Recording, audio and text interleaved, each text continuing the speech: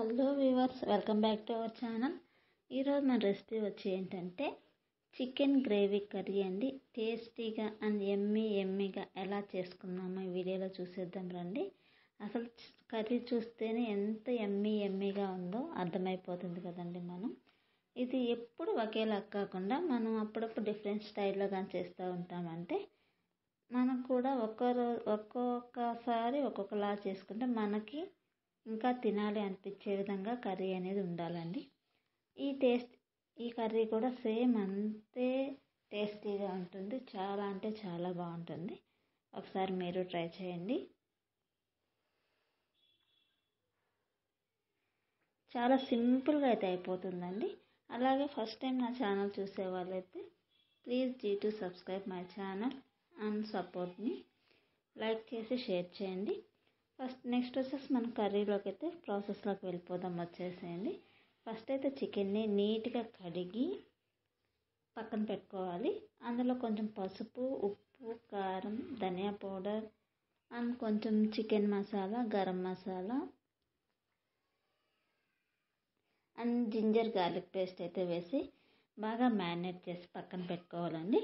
ఒక 1/2 అవర్ పక్కన పెట్టుకున్నాక నెక్స్ట్ మ్యారినేట్ చేసిన దాన్ని ఒక ప్యాన్లో వేసి బాగా అందులోని వాటర్ అన్నీ ఇంకిపోయేంత వరకు ఫ్రై చేసుకోవాలి. చూసారు కదండి, ఆల్మోస్ట్ చికెన్లో ఉండే వాటర్ అన్నీ కూడా బాగా ఇంకిపోవస్తున్నాయి. నేనైతే ఫస్ట్ ఒక 1/2 అవర్ ముందైతే చికెన్ని బాగా మ్యారినేట్ చేసుకొని పక్కన పెట్టుకున్నాను. మొత్తము దీంట్లోనే మన కర్రీలో ఏమేమి వేస్తామో మొత్తం కూడాను నేనైతే చికెన్కి ఫస్టే వేసి మ్యారినేట్ చేసుకొని పక్కన పెట్టుకున్నాను. చూసారు కదా, చికెన్లోని వాటర్ అన్నీ కూడా బాగా ఇంకిపోయాయండి. చికెన్ అనేది బాగా డ్రై అయిపోయింది. వాటర్ అన్నీ ఇంకిపోయిన తర్వాత చూసారు కదా చికెన్ అనేది ఎంత బాగా ఉడికిందోను.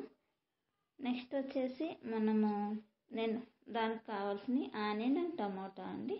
దీన్ని మనము ప్రతి కర్రీలో కూడా ఆనియన్ అండ్ టమోటా అనేది మెయిన్ కదండి. ఇవి రెండు లేకుండా ఏ కూర కూడా మనం చేయలేము కదా.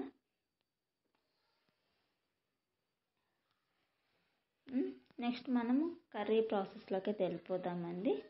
దానికి కావాల్సిన ఆనియన్, టమోటా అండ్ పోపు దినుసులు అండ్ జింజర్ గార్లిక్ పేస్ట్ అండి. ఫస్ట్ అయితే నేను ఆల్రెడీ ఉడకబెట్టుకున్న ప్యాన్ పక్కన పెట్టుకొని ఇంకో ప్యాన్ తీసుకొని అందులో కొంచెం ఆయిల్ వేసుకొని అందులో పోపు దినుసులు వేసుకొని ఫ్రై చేసుకోవాలి. పోపు దినుసులు అనేవి బాగా ఫ్రై అయిన తర్వాత ముందుగా మనం కట్ చేసి పెట్టుకున్న ఆనియన్ అయితే వేసుకొని బాగా మిక్స్ చేయాలి. ఆనియన్ అనేది బాగా ఫ్రై చేసుకోవాలండి. ఎందుకంటే ఆనియన్ అనేది కర్రీలో ఎంత బాగా ఫ్రై అయితే టేస్ట్ అనేది కర్రీ టేస్ట్ అంత బాగుంటుంది. ఆనియన్ కొంచెం బాగా ఫ్రై అయిన తర్వాత అందులోనే 1 teaspoon of ginger garlic paste అయితే వేసుకొని బాగా మిక్స్ చేసుకోవాలి.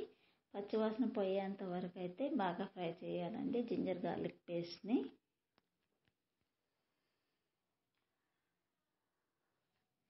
జింజర్ గార్లిక్ పేస్ట్ బాగా పచ్చివాసన పోయేంత వరకు ఫ్రై చేసుకోవాలి. ఆల్మోస్ట్ నా ఆనియన్స్ కూడా చూడండి ఎంత బాగా ఫ్రై అయ్యాయి. గోల్డెన్ బ్రౌన్ కలర్కి అయితే వచ్చేసాయి. ఆనియన్ అనేది బాగా ఫ్రై అయిపోయింది. అలాగే జింజర్ గార్లిక్ పేస్ట్ కూడాను. నెక్స్ట్ మనం కట్ చేసి పెట్టుకున్న టమాటా కూడా అందులో యాడ్ చేసుకోవాలి.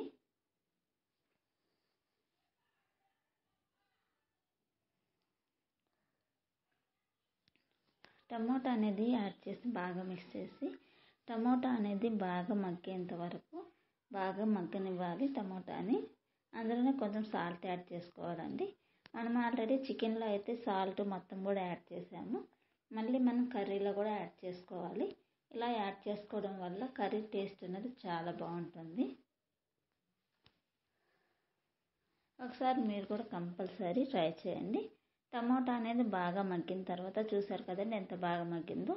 అందులోనే కొంచెం పసుపు, కారం, ధనియా పౌడర్ అన్నీ కూడా వేసి కొంచెం గరం మసాలా, చికెన్ మసాలా అన్నీ కూడా వేసి బాగా మిక్స్ చేసుకోవాలి.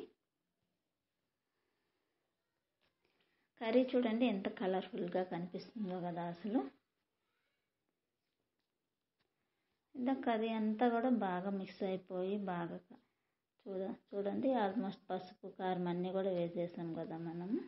ఇవన్నీ వేసి బాగా మిక్స్ చేసుకుంటే కర్రీ టేస్ట్ అనేది చాలా అంటే చాలా బాగుంటుందండి. అసలు చూడండి ఈ కర్రీని చూడంగానే ఎంత టెంప్టింగ్గా ఉందో, కలర్ కానీ మొత్తం కూడాను.